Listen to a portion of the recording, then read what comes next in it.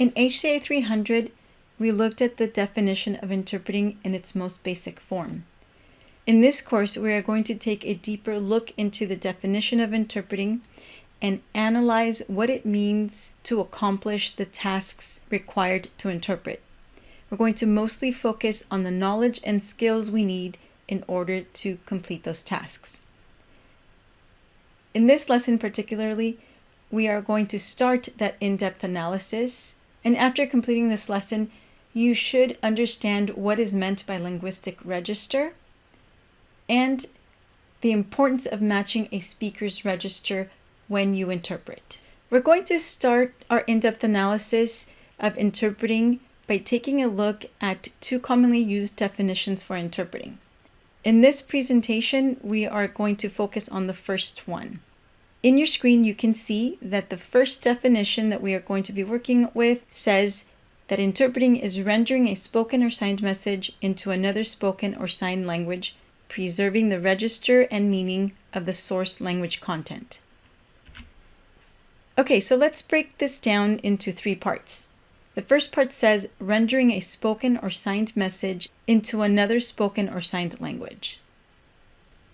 This basically means that we are going to convert messages from one language to another language, and those messages are going to be either spoken or signed if we're working with one or more participants who signs. Unlike with translation, we are not talking about language in written form. This is something that you learned in HCI 300 and you should already be familiar with. The second part of this definition says preserving the register. This is referring to linguistic register.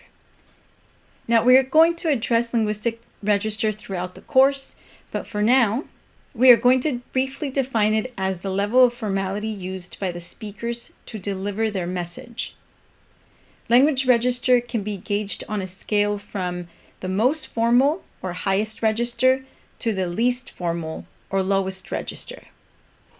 So this definition of interpreting says that when we interpret, we must recognize the level of formality used by the speakers and match it when we interpret the messages they have spoken into another language.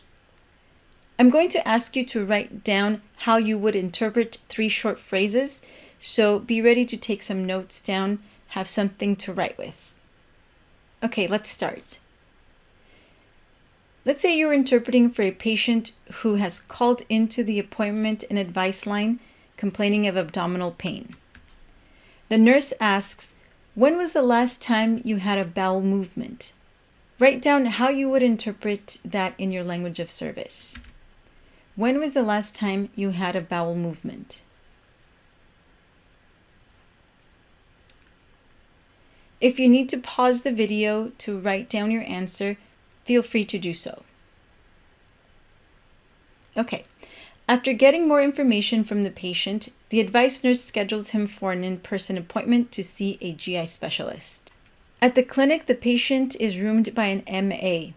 As part of the screening questions, the MA asks, "When was the last time you went number 2?" Okay, now take a moment to write down how you would interpret that phrase or that question. When was the last time you went number 2?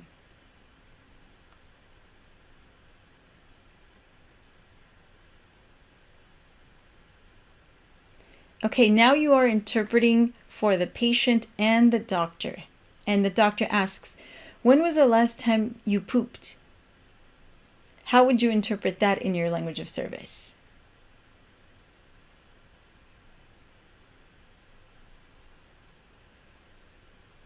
Again, if you need a moment to pause the video, feel free to do so to write down your answer.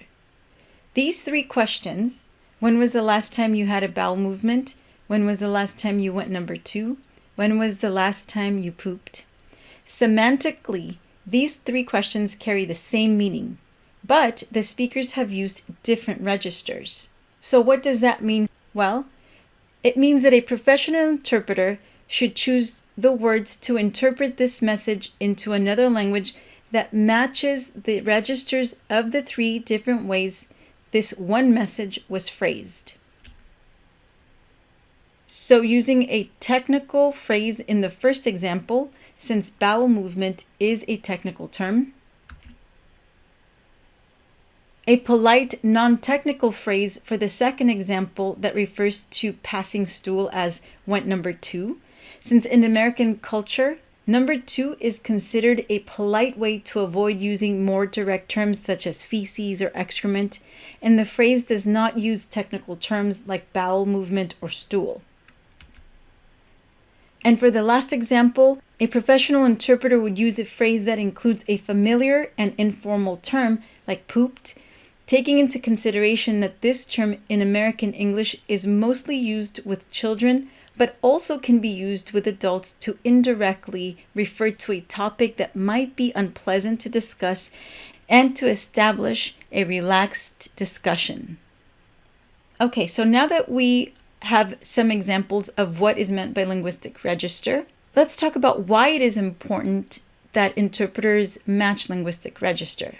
Well, the way we choose to communicate with people carries meaning.